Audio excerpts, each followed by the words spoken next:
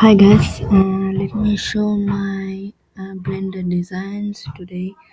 Okay, I am making a car in Blender, car model 3D.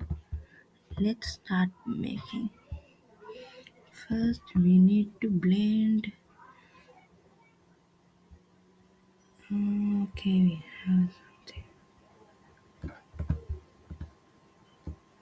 We need to blend two types like this. I had blending two types here and here. Okay, now click modeling. Okay.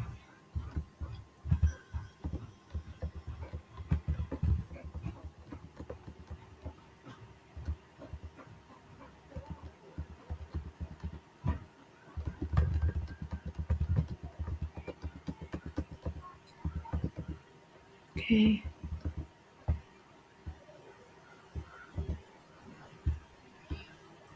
Now we want to add some fade things. Do it like this.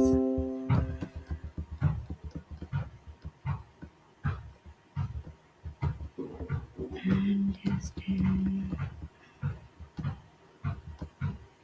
okay.